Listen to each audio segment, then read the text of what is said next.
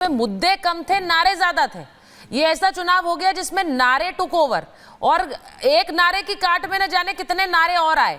अब इन नारों का कोई प्रभाव पड़ेगा जनता पर, या फिर जनता सोच रही होगी नारे ही दे रहे हैं हमें और कुछ तो दे नहीं रहे? होना नारा का कोई आधार नहीं हो तो उसका प्रभाव नहीं पड़ेगा। अगर नारा का आधार कुछ दिखता है तो उसका प्रभाव जनता पर होता है। देखिए, तीन स्थितियां लोकसभा चुनाव में जो फैजाबाद से समाजवादी पार्टी के सांसद जीते, उनको जिस ढंग से आईएनडीआई ने मुस्लिम सम्मेलनों में ले जाकर लोकसभा में आगे बिठाकर जिस ढंग से बात किया है, तो जो कम से कम महाराष्ट्र में भी और झारखंड दोनों जगह की मैं बात कर रहा हूं, वहां जो अयोध्या के समर्थक थे उनको लगा कि भाई बीजेपी से हमारी नाराजगी हो सकती है, लेकिन ये तो मतलब ये सब हमारे विरुद्ध है, हमारे अयोध्या के हिंदुत्व के। तो वो वाले जो पार्ट थे जो बीजेपी के विरुद्ध चले गए थे, उनको लगा कि ये हमारे जले पर नमक छिड़कने के जैसा है। तब जब उसमें ये नारा आया है, दूसरी घटना हुई आपको जब लेबनान में जैसे वो हिजबुल्ला का हुआ और नजीबुल्ला, तो जिस ढंग से 10-10 हजार लोग सड़कों पर पूरे देश में उतरने लगे कि हर घर से नजीबुल्ला निकलेगा, हर व्यक्ति हिजबुल्ला है, और फिर सिरतन से जुदा के नारे लगे हैं। फिर आपने देखा होगा कि शिवसेना के एक विधायक है सुनील प्रभु जी, वो एक मीटिंग में थे जिसमें महाराष्ट्र के बहुत भारी संख्या में इमाम थे, मौलाना थे। उन्होंने कहा कि पिछली बार हमने लोकसभा चुनाव में हर मस्जिद से फतवे जारी किए थे और इस बार भी फतवे जारी कर रहे हैं। तो इन सब के कारण जो है ना, ये तो चीजें खुलकर आई ना। आप ये देखिए ना कि महाविकास अघाड़ी ने उलेमाओं से समर्थन मांगा और कहा कि हम 18 मांगे मांग लेंगे। हमने देखा कि कैसे अबू आजमी कल मुलाकात करते हुए नजर आ रहे थे सलमान अजहरी से। तो ये तो खुल करके हो रहा था। देखिए, तुष्टीकरण की राजनीति में होती रही है, लेकिन यहाँ तो महाराष्ट्र चुनाव में सब कुछ ओपन था। नहीं, अब तुष्टीकरण नहीं है। देखिए, तुष्टीकरण तो होता है कि थोड़ी बहुत ये मुस्लिम फंडामेंटलिज्म को, जो मुसलमानों में कट्टरपंथी है, जो मजहबी कट्टरवाद है, उसको प्रोत्साहित करना हो गया।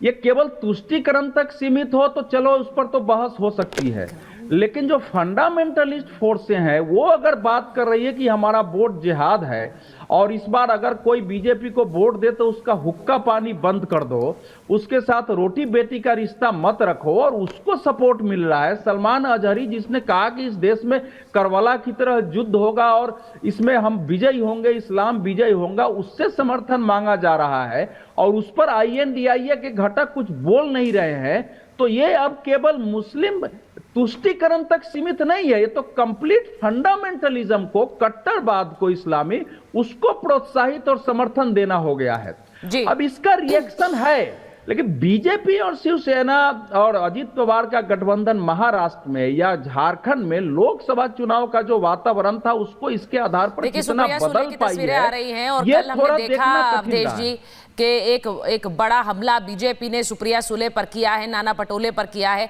अब जो लास्ट आखिरी एक दिन जो रहा वो बहुत ज्यादा खबरों वाला रहा है महाराष्ट्र के संदर्भ में। एक तरफ वहां आरोप लगे पैसे बांटने के बीजेपी के नेता पर, महासचिव पर, और वहीं दूसरी तरफ विनोद तावड़े, और उसके बाद रात को बीजेपी ने प्रेस कॉन्फ्रेंस कर ये आरोप लगाए हैं सुप्रिया सुले पर। तो आप सुप्रिया सुले को देख रहे हैं, वो वोट डालने पहुंची हैं, तो ये तस्वीरें भी आप देख लीजिए।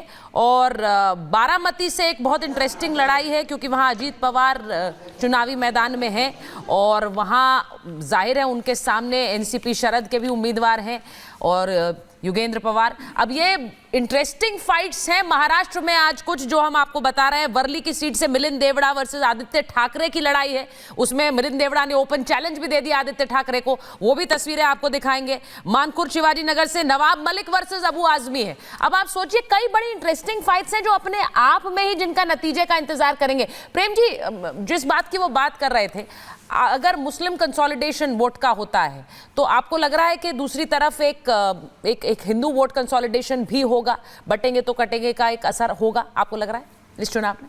देखिए, ये चुनाव हिंदू और मुसलमान का चुनाव है ही नहीं, लेकिन चूंकि भारतीय जनता पार्टी और उनके सिंपैथाइजर्स 80-20 और बांटोगे तो कटोगे करने वाले होते हैं, वो चाहते हैं, उनकी इच्छा होती है कि इसी आधार पर चुनाव हो जाए, हिंदू तो 80% है और हम आराम से चुनाव जीत जाए। तो उनकी पूरी कोशिश हर तरह से यही कि ये चुनाव हिंदू मुस्लिम। अरे आपने काम क्या किया है? ये अवैध सरकारें चलाई हैं, गलत खोखा सरकार बनी, सुप्रीम कोर्ट ने गलत ठहराया, उस पर चुनाव है। ये चुनाव हिंदू मुस्लिम का चुनाव नहीं है।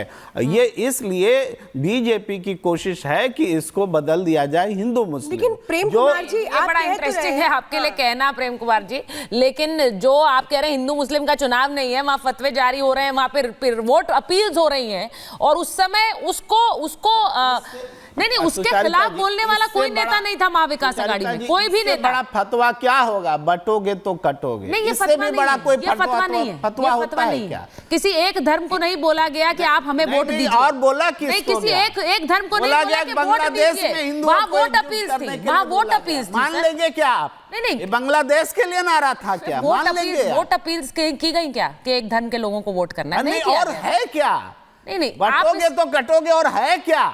आपको लग रहा है ये वोट अपील है? अब आज तक हिंदू मुस्लिम सिख ईसाई होता था एकता का नारा, पॉजिटिव नारा होता था। ये डरा करके आप क्या एक करोगे? ये बड़ा इंटरेस्टिंग है कि आप कह रहे हैं ये वोट अपील है, लेकिन जहां खुल्लम खुल्ला बोला जा रहा है मुस्लिम वोटर्स से कि आपको वोट करना है, वो आपको गलत नहीं लगता है? फतवा है, फतवा, इससे बड़ा फतवा कुछ हो नहीं उद्धव ठाकरे क्या कर रहे थे? आप इसको फतवा कह रहे हैं। हाँ। वो जो सीधी धमकी दे रहे थे वो क्या था? अब मान लीजिए ना, उसको भी गलत बोलिए, इसको भी गलत बोलिए, दोनों को गलत बोलिए। आप जो बात कह रहे हैं कि हिंदू मुस्लिम तो चुनाव नहीं था, नहीं है। विकास की बात तो आप लोगों ने भी नहीं की, महाविकास आघाड़ी ने भी तो भाई उन मुद्दों को नहीं उठाया जो जनता के मुद्दे थे और विधानसभा चुनावों में होने चाहिए थे। मुद्दे ये पैसे जो बांटे जा रहे हैं, ये मुद्दे हैं। क्यों पैसे बांटे जा रहे हैं? हजारों करोड़ रुपए बांटे जा रहे हैं। सरकार को खरीदने की पहले कोशिश हुई, बनाने की कोशिश हुई। अब तो हमारे सहयोगी प्रेम जी जुड़ गए हैं हमारे साथ, प्रगति मुंबई से जुड़ गई हैं। मुंबई में बहुत सी हलचल है, सुबह सुबह स्टार्स भी वोट डालने आ रहे हैं। प्रगति, वो तस्वीरें भी देखी हैं। अनूप जुड़ गए हैं हमारे साथ, और अनूप खासतौर से बाबूलाल मरांडी की सीट पर नजर बनाए हुए हैं। प्रगति, पहले आपके पास आ रहे हैं, जरा बताइए महाराष्ट्र में, मुंबई में आप कहां पर हैं? क्योंकि आज सुबह सुबह लोग निकल रहे हैं वोट डालने। ये बहुत एक इंपॉर्टेंट डिसाइसिव चुनाव है, इलेक्शन है महाराष्ट्र के लिए, क्योंकि ये पहला चुनाव है जब पार्टियां वो नहीं रही जिस अस्तित्व में वो पहले थी। दो पार्टियां स्प्लिट हो चुकी हैं, अलग रूप में। और बिल्कुल